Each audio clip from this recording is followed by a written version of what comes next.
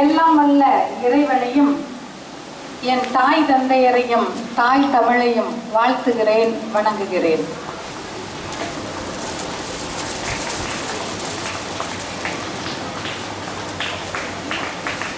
ஒரு நல்ல சூழ்நிலையில் எளிமையான முறையில் வலிமையானவர்களை உருவாக்கி கொண்டிருக்கின்றார்கள் என்பதற்கு கடந்த 1 மணி நேர நிகழ்வுகள் மிகப்பெரிய எடுத்துக்காட்டு. ஒரு பெற்றோராக, கல்வி நிறுவனங்களின் உரிமையாளராக, ஒரு ஆசிரியராக நான் மிகுந்த மகிழ்ச்சி அடைகிறேன் நல்லதொரு இடத்திற்கு வந்திருக்கின்றோம் என்று. ஏஞ்சல் ஆன் த எர்த் என்பது பள்ளியினுடைய பெயர். என் அன்பான இப்பள்ளியினுடைய ஏஞ்சல்களே, நான் மிகுந்த பெருமிதம் அடைகிறேன். வெகு விரைவில் இந்த ஏஞ்சல் பள்ளியினுடைய ஏஞ்சல்கள் அத்துணை பேரினுடைய கரங்களிலும் இந்த எர்த் இருக்கும் என்பதற்கு எந்த விதமான ஐயமும் இல்லை. மிக சிறப்பான முன்னெடுப்பிற்கு முயற்சி மேற்கொண்டிருக்கக்கூடிய பள்ளியினுடைய தாளாளர் அவர்களே, நிர்வாக இயக்குனர் அவர்களே, பள்ளியினுடைய முதல்வர் அவர்களே, துணை முதல்வர் அவர்களே, அவரோடு பணியாற்றி கொண்டிருக்கக்கூடிய பெற்றோர், ஆசிரியர் பெருமக்களே, என் அன்பிற்குரிய மரியாதைக்குரிய பெற்றோர்களே, என் அன்பான பிள்ளை செல்வங்களே, உங்கள் எத்தனை பேருக்கும் என்னுடைய வணக்கங்கள். இதனால் இவன் முடிக்கும் என்றாய்ந்து அதனை அவன் கண் விடல் அப்படின்பாங்க. என் அன்பான பெற்றோர்களே, இந்த பள்ளியில் இந்த தாளாளரிடம், இந்த முதல்வரிடம் உங்கள் பிள்ளைகளை ஒப்படைத்தால் நல்லதொரு எதிர்காலத்தை உருவாக்குவதற்கு அவர்கள் முன்னெடுப்பார்கள் என்ற உங்களுடைய முயற்சிக்கு எம்முடைய வாழ்த்துக்கள். நான் பேச வேணும் அப்படின்னு நினைச்சத எனக்கு முன்னாடி ஒரு பெண் அழகா, ஒரு பொண்ணு வந்து அழகா பேசினா. சுதந்திரம் என்பது என்ன? சுக்கா மிளகா சுதந்திரம் அக்கா கேட்டவுடன் கிடைப்பதற்கு அப்படின்னு நம்ம படிச்சிருக்கோம்.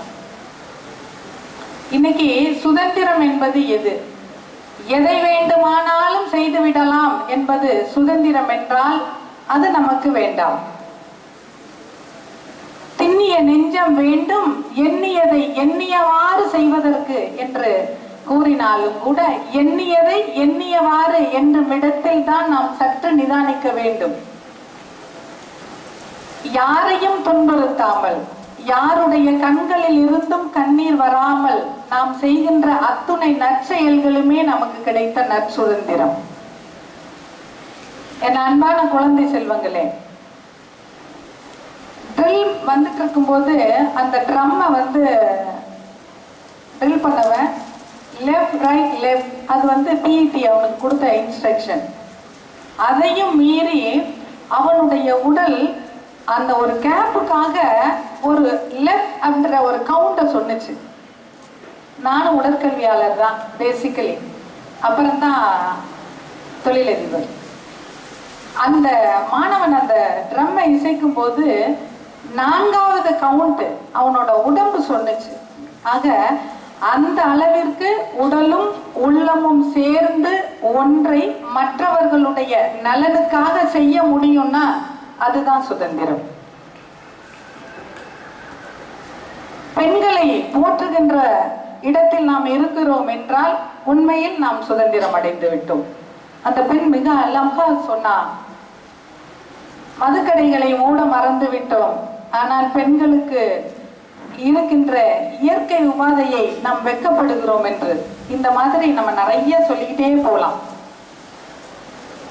நண்பர்களை தேர்ந்தெடுப்பது சுதந்திரம் என்பதை விட நல்ல நண்பர்களை தேர்ந்தெடுப்பது தான் சுதந்திரம். என் அன்பான குழந்தைகளே, ஒரு சின்ன கதை உங்களுக்காக. ஒரு மனிதன் இருந்தானாம். அவன் சுதந்திரமாக வாழ வேண்டும் என்று நினைத்தானாம். கால் போன போக்கிலே மனம் போன போக்கிலே சென்ற போது ஒரு காட்டுப்பகுதியை அடைந்தானாம். அப்போது என்ன செய்வது என்ற முயற்சியற்ற நிலையில் இறைவன் இருக்கிறான், படைத்து விட்டான், நாம் படைக்க சொல்லவில்லை. அப்படின்னா என்னை உருவாக்குனதுக்கு இறைவன்ட்ட ஒரு காரணம் இருக்கும். அந்த காரணம் என்ன என்பதை நான் தெரிந்து கொள்ள அந்த மனிதன் எந்த முயற்சியும் செய்யவில்லை. மாறாக செயலற்ற நிலையில் இருந்தானாம். அவ்வாறு அவன் இருந்துட்டு இருக்கும்போது ஒரு சிங்கம் வந்துச்சான். சிங்கம் வந்து அதனுடைய இறைக்கு ஏற்ற ஒரு விலங்கை, ஒரு மானை அடித்து சுவைத்து சாப்பிட்டு விட்டு எச்சங்களை அதே போட்டுட்டு போயிருச்சான். அடுத்து ஒரு நரி வந்துச்சான், அந்த எச்சங்களை எடுத்து சாப்பிட்டுச்சான். அப்ப அந்த மனிதன் நினைத்தானா, மரத்தை வச்சவன் தண்ணி ஊத்துவான் தானே, நம்ம ஏன் கஷ்டப்பட்டு மான வேட்டையாடணும், யாராவது செஞ்சுட்டு போவாங்க, அதை எடுத்து நாம் சுவைக்கலாம் அப்படின்னு நினைச்சானா. அதுதான் அந்த மனிதனுடைய சுதந்திரம் என்றால் அந்த சுதந்திரம் நமக்கு வேண்டாம். யாருடைய மிச்சங்களில் இருந்தும் எச்சங்களில் இருந்தும் நாம் எதையாவது பெறுகிறோம் என்றால் அது அல்ல சுதந்திரம். எதுவாக வேண்டும் என்று நினைக்கின்றாயோ அதுவாக அதனால் நீயும் உனது சமூகமும் உனது தேசமும் பயனடையுமே. ஆனால் அதுதான் உண்மையான சுதந்திரம். தேர்ந்தெடுப்பது என்ற ஒன்றில் இருந்துதான் நம்முடைய எதிர்காலமும் நம்முடைய சமூகத்தினுடைய எதிர்காலமும் சிறப்பாக அமையும்.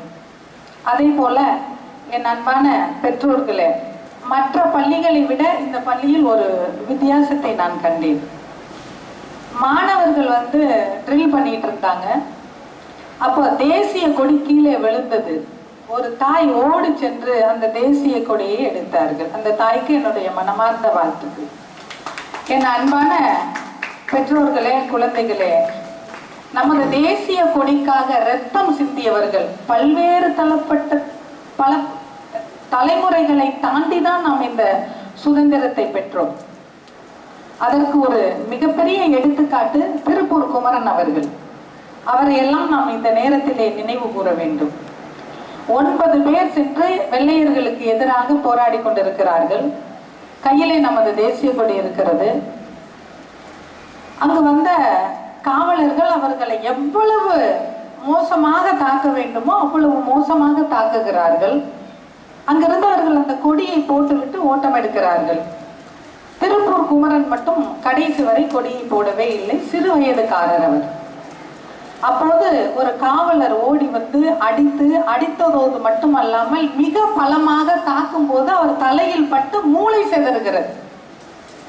மூளை சிதறி அதே இடத்தில் இறந்த போதும் கூட தன் கையில் இருந்த தேசிய கொடியை அவர் விடவே இல்லையாம். அதனால்தான் அவரை நாம் கொடிகாத்த குமரன் என்கிறோம். அவருடைய அந்த இறந்த உடலை எடுப்பதற்கு 4 நாட்களுக்கு மேலானதாம். அதிலும் கூட அப்போதும் கூட நாம் 4வராக சேர்ந்து எடுத்து செல்லாமல் தூளியில் வைத்து தூக்கி சென்று இறுதி சடங்குகளை செய்ததாக வரலாறு. நான் ஏன் இதை கூறுகிறேன் என்றால், ஒவ்வொரு மனிதருக்கும் தேசப்பற்று என்பது இன்றியமையாதது. இந்த கொடி என்பது நம் கையில் இருக்கிறது என்பது நம்மளுக்கு பல்வேறுபட்டவர்களுடைய தியாகத்தில் இருந்து கிடைத்தது என்பதனை நாமும் உணர வேண்டும். நம் பிள்ளைகளுக்கும் சொல்லித்தர வேண்டும். சுயநலமற்றவர்களாக நமது குழந்தைகள் வளர வேண்டும் என்றால் முதலில் அவர்கள் பார்த்து கற்றுக்கொள்ள வேண்டிய இடம் என்று கூறினவையானால் அது பெற்றோர்கள், பின்னர் தான் ஆசிரியர்கள். எந்த ஆசிரியரும் சக மாணவர்களிடம் எந்த விதமான பாகுபாடையும் காண்பிப்பதில்லை. ஆனால் சில பெற்றோர்களிடம் நான் சிலவற்றை கண்டதுண்டு. குறிப்பா தாய் பாசத்தை பற்றி ஒரே ஒரு விஷயம். ஒவ்வொரு அம்மாவும் வீட்டில இருந்து சாப்பாடு கொடுத்து விடும்போது சுத்தமா சாப்பிடணும்டா எல்லா அம்மாவும் சொல்லுவாங்க. இதுல இருந்து யாருமே விலக முடியாது. சுத்தமா சாப்பிடணும்டா அப்படின்னு சொல்ற அம்மாக்கள் இருப்பாங்க. அதுல ஒரு சிலர் ஒரு ஸ்டெப் மேல போய் யாருக்கும் கொடுக்காம சாப்பிடணும் சரியா அப்படிம்பாங்க. நான் சாயந்தரம் வரும்போது டப்பா பாப்பேன்டா அப்படிம்பாங்க. என் அன்பான பெற்றோரே, அங்கிருந்துதான் தொடங்குகிறது சமூக நீதி, சமத்துவம், மனித நேயம் என்ற வார்த்தைகள் எல்லாம். யாருக்கும் கொடுக்காமல் உண்ண வேண்டும் என்பது உங்கள் மகன் வளர வேண்டும், உங்கள் மகள் வளர வேண்டும் என்ற உங்களுடைய தனிப்பட்ட அக்கறையாக இருந்தாலும், பகுத்தொண்டு பள்ளியில் ஓம்புதல் தொகுத்தவற்றுள் எல்லாம் தலை என்ற ஒரு ஒப்பற்ற தத்துவத்தை மாற்றி அமைக்கின்றது என்பதனையும் நீங்கள் புரிந்து கொள்ள வேண்டும். நிறைய பேரண்ட்ஸ் இந்த விளையாட்டு போட்டி வைக்கும் போது பார்த்திருப்பீங்க, பிடிக்கு தான் அந்த பிரச்சனை அதிகமா தெரியும். ஓடிக்கிட்டே இருப்பான் புள்ள. அந்த பாட்டி அம்மாலாம் அந்த சைட்ல ஓடிவாடா ஓடிவாடா ஓடிவாடாம்பாங்க. அது நேரா இலக்கை நோக்கி ஓடாது, படார்னு அவங்ககிட்ட ஓடியாந்துடும். அப்படித்தானே கூப்பிட்டாங்க அவங்க. நீ இதை முடிச்சேன்னா உனக்கு இன்னைக்கு சாக்லேட் வாங்கி தரேன். நிறைய பேரண்ட்ஸ் நம்ம சொல்றது, இதை முடிச்சேன்னா உனக்கு நான் சாக்லேட் வாங்கி தருவேன். நீ 10th முடிச்சேன்னு வச்சுக்கோயேன், உனக்கு நான் 2 வீலர் வாங்கி தருவேன். நான் 12th முடிச்சேன்னு வச்சுக்கோயேன். இப்படி சொல்லி சொல்லி சொல்லி நாம் எதையாவது செய்ய வேண்டும் என்றால் நமக்கு ஏதாவது கிடைக்கும் என்ற சுயநலத்துக்கு நம்ம பிள்ளைங்களை நம்ம தான் கொண்டுட்டு போயிட்டு இருக்கோம். அந்த நிலையில் இருந்தெல்லாம் நம் குழந்தைகளும் இந்த சமூகமும் மாற வேண்டும் என்றால் நாம் சொல்லக்கூடிய வார்த்தைகள், என் அன்பான பெற்றோர்களே, நாம் எதையும் இழந்து விடவில்லை. நாம் பிள்ளைகள் பெற்றுவிட வேண்டும் என்று தவிப்பதற்கு நாம் எந்த முயற்சியை எடுத்தோமோ அந்த முயற்சிக்கு ஏற்றவாறு நம்மளுடைய வாழ்நாள் அமைந்திருக்கிறது என்பதனை ஒவ்வொருவரும் சுயமாக சிந்தித்தீர்கள் என்றால் விடை கிடைக்கும். முயற்சி அற்ற செயலில் இருக்கக்கூடியவர்கள் தான் பிறரை பார்த்த ஒரு அட்டவணைப்படுத்துதலுக்கு நாம் உட்படுத்தப்படுவோம். ஆகவே பிள்ளைகளிடம் நாம் பேசும் போதும், பிள்ளைகளுக்கு அறிவுரை கூறும் போதும், நம்மளுடைய சொந்த எண்ணங்களுக்கு, சொந்த விருப்பங்களுக்கு இடம் கொடுக்காமல் பொதுத்தன்மை உடையதாக, நம்ம தாத்தா பாட்டி எப்படி இருந்தாங்க, நம்ம எப்படி இருக்கோம், நம் இன்னும் வரக்கூடிய சந்ததியினர் எப்படி இருக்க போறாங்க அப்படின்றதையெல்லாம் நம்ம பிள்ளைங்களுக்கு சொல்லி தரணும். அப்படின்னா தான் எதிர்கால சமூகத்தை நல்ல வழியில நம்மளால கொண்டுட்டு வர முடியும். அதுதான் உண்மையான சுதந்திரமாகவும் இருக்க முடியும். அதே மாதிரி மாணவர்களிடம் ஆசிரியரை போற்றும்படியாக நடந்து கொள்ள செய்ய வேண்டும் அப்படின்னா அது பெற்றோர்கள்ட்ட தான் வரணும். நான் நிறைய இந்த மாதிரி கிராமத்துல இருக்கக்கூடிய பள்ளிகள்ல பணியாற்றி இருக்கேன், விழாக்களுக்கும் போயிருக்கேன். ஹெச்எம் என்கிட்ட சொல்றது என்னன்னா, வேனை விட்டு குழந்தைய கொண்டுட்டு போய் வீட்டுல, இங்க வேன் இல்லைன்னு நினைக்கிறேன், அதனால உங்களுக்கு இருக்கு, அந்த வேன்ல அந்த ரோட்டை கிராஸ் பண்ணி விடுற வரையிலையும், இல்ல சப்போஸ் அந்த குழந்தை கீழே விழுந்துருச்சுன்னா கூட அந்த பேரண்ட்ஸ் கிட்டேருந்து வரக்கூடிய கம்ப்ளைண்ட். அதே மாதிரி பிள்ளைங்களை நம்ம ரொம்ப கேர் எடுத்துக்கிறோம் அப்படின்ற ஒரு நிலையில ஆசிரியர்களிடம் நடந்து கொள்ளக்கூடிய அடக்குமுறைகள் மாணவர்களுடைய எதிர்காலத்தை பாதிக்கிறது. இன்னைக்கு நிறைய பாருங்க, 2 நாளைக்கு முன்னாடி டிவியில பார்த்தோம், ஒரு ஆசிரியரை மாணவன் பள்ளியில வச்சு தாக்குறான். அப்போ இது எங்க இருந்து தொடங்குதுன்னா, அம்மா என்ன டீச்சர் அடிச்சுட்டாங்கம்மா அப்படின்னு சொன்னா, நீ என்னப்பா செஞ்ச அப்படின்றத விட, இந்த 3ஆம் தெருவில் இருக்க அந்த அவங்க வீட்டு பொண்ணு தானே, இரு நான் கேட்குறேன்னு நேராக பள்ளிக்கூடத்துக்கு வர்ற பேரண்ட்ஸை விட 3ஆவது தெருவில் இருக்க டீச்சரை தேடி போடுற பேரண்ட்ஸ் நிறைய பேர். இதுல படிச்சவங்க, படிக்காதவங்க, பணம் இருக்கிறவங்க, பணம் இல்லாதவங்க, அதெல்லாம் எந்த பாகுபாடும் கிடையாது. ஏன்னா கம்ப்ளைண்ட், அவங்க குழந்தைங்க அழுதுட்டாங்க, அவ்வளவுதான். என் அன்பானவர்களை, அடிச்சு வளர்க்காத குழந்தையும் ஒடித்து வளர்க்காத முருங்கையும் எந்த பலனும் தராதுங்கிறது தான் பழமொழி. ஆனா இன்னைக்கு அடித்தால் ஆசிரியர் அரைகுறையானவர்கள் அப்படின்னு ஆயிருது. அறிவே இல்லாதவன் ஆசிரியர் மட்டும்தான் அடிப்பான், அறிவு இருக்கிறவன் ஆடி பாடியாவது சொல்லி கொடுப்பான்னு மாத்தி பேசக்கூடிய சூழ்நிலைக்கு ஆயிட்டோம். மாதா பிதா குரு தெய்வம், இன்னைக்கு அப்பா அம்மா பேச்சையும் கேட்க மாட்டேன்றான், பிள்ளைங்க டீச்சர் சொல்றதையும் கேட்க மாட்டேன்றாங்க. ஒருபடி மேல போய் அவன் தெருவில் பண்ற அநாகரிகத்தை தட்டி கேட்கணும்னு போலீஸ்ல போகணும்னா, ஏன்னா அப்பா அம்மா கேட்கலன்னா ஆசிரியர் தான் கேட்டாகணும், ஆசிரியராலையும் முடியலைன்னா சட்டம் ஒழுங்குதான் பேசி ஆகணும். அங்கேயும் கூட காவல்துறையினருடைய சட்டையை பிடிக்கக்கூடிய இளைஞர்கள் நிறைய பேர் இருக்காங்க. இன்னைக்கு இளைஞர்களால மட்டும்தான் மாற்றி யோசிக்க முடியும். எத்தனை பிள்ளைங்க, என் அன்பான குழந்தைகளே, எத்தனை பேர் இந்த தடவை அம்மா அப்பா ஓட்டு போட சொன்னீங்க? கை தூக்குங்க. எத்தனை பேரு நடந்து முடிந்த தேர்தலில் நீ யாருக்கு ஓட்டு போட சொன்னீங்க நான் கேட்கல, அம்மா ஓட்டு போடுங்க அப்படின்னு சொன்னவங்க எத்தனை பேரு? தமிழகத்தினுடைய தலையெழுத்து மாறியது குழந்தைகளால் தான், ஒட்டுமொத்தமாக மாறியது. அது சரியா தவறா அதை நான் பேச விரும்பல. ஆனால் மாற்றங்கள் குழந்தைகளிடமிருந்து உருவாகியது, மாற்றங்கள் இளைஞர்களிடமிருந்து உருவாகியது.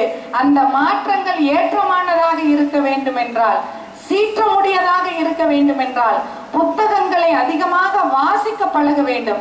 என்னோட சுதந்திரங்கிறது நான் அரைகுறையா ஆணை போடுவதிலோ, அநாகரிகமாக தலைமுடி வளர்ப்பதிலோ, அல்லது ரோட்ல நடந்து போகும்போது என்ன போலீஸ்காரர் கேட்டாலோ, என்னோட டீச்சர் கேட்டாலோ, என்னோட ஏன் என்ன பண்ணிடுவீங்க, எங்க அப்பாட்ட சொல்லிடுவேண்டா, பரவாயில்ல எங்க அப்பா தான் அதை செய்ய சொன்னார், கூப்பிட்டு சொல்லுங்க அப்படின்னா அந்த ஆசிரியருக்கு அடுத்த கட்டம் என்பதே தெரியவில்லை. இவற்றிலிருந்தெல்லாம் இந்த சமூகம் மாற வேண்டும் என்றால் அடிப்படையிலிருந்து உருவாக வேண்டும். அது இப்படிப்பட்ட ஆரம்ப பள்ளியிலிருந்து தான் தொடங்க வேண்டும். மாணவர்கள் நல்லவர்களை தேர்ந்தெடுக்க வேண்டும், நல்ல நண்பர்களை தேர்ந்தெடுக்க வேண்டும். நல்ல நண்பர்கள் என்பவர்கள் உங்கள் புத்தகமாக இருக்கலாம், உங்களுக்கு பயிற்றுவிக்கக்கூடிய உங்கள் ஆசிரியர்களாக இருக்கலாம், உங்களது பெற்றோர்களாக இருக்கலாம். நற்றாமரை குளத்தில் நல்லெண்ணம் கலந்தார் போல கற்றாரை கற்றாரே காமொருவர். அதோட என்ன விளக்கம்னா, ஒரு குளத்துல தாமரை அழகாக பூத்திருக்கக்கூடிய ஒரு குளத்திலே அன்னமானது போய் சேருமா, நல்ல நல்ல தண்ணியில இருக்கக்கூடிய தாமரையில அந்த அன்னம் போய் சிறக அழகா நீந்தி போகுமா.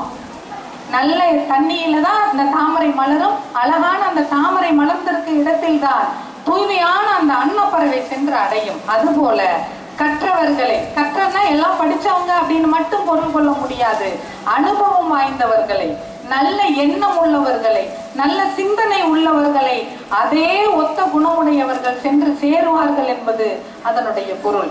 ஆக நல்லவர்களை உருவாக்க வேண்டும் என்றால் அது நம்மிடமிருந்து தொடங்க வேண்டும். நல்ல குழந்தைகள், எந்த குழந்தையும் நல்ல குழந்தைதான். பிறக்கும் போது அவன் நல்லவனாவதும் தீயவனாவதும் அவனுடைய அன்னையினுடைய வளர்ப்பிலிருந்து அப்படின்னு நம்ம படிச்சிருக்கோம், கேட்டிருக்கோம். அவைகள் நடைமுறைப்படுத்தப்பட வேண்டும். அந்த பெண் கூறியது போல, எங்கெல்லாம் தவறு நடக்கின்றதோ, எங்கெல்லாம் நல்ல விஷயங்கள் நடக்க வேண்டும் என்று நாம் நினைக்கின்றோமோ அங்கெல்லாம் நல்லவைகளுக்காக நாம் குரல் கொடுக்க வேண்டும். எல்லாவற்றையும் விட போதையில்லா உலகம் வேண்டும், பெண்மையை போற்றுதல் வேண்டும். என் அன்பான குழந்தை செல்வங்களே, பெற்றோர்களே, ஆசிரியர் பெருமக்களே, ஆண் பிள்ளையாக இருந்தாலும் பெண் பிள்ளையாக இருந்தாலும் சமமாக பாவித்து வளர்த்திடுவோம். ஆண் பிள்ளையாக இருந்தால் பெண்மையை போற்ற சொல்லித்தாருங்கள். பெண் குழந்தையாக இருந்தால் தன்னைத்தானே தற்காத்து கொள்ளக்கூடிய, நல்லது எது தீயது என்று எது என்பதனை அன்னம் போட்டு பகுத்து ஆராயக்கூடிய எண்ணங்களை உள்ளவளாக உருவாக்குவோம். ஏனெனில் எந்த சமுதாயத்தில் பெண்ணினம் போற்றப்படுகிறதோ அந்த சமுதாயத்தில் தான் உண்மையான சுதந்திரம் மலர முடியும். அந்த சமுதாயத்தில் தான் நல்லவர்கள் வளர முடியும். நல்ல சமுதாயம் படைத்திடுவோம். மீண்டும் மீண்டும் இந்த பள்ளிக்கு என்னுடைய மனமார்ந்த வாழ்த்துக்கள். இந்த மிகப்பெரிய ஒரு அழகான ஒரு சூழல்.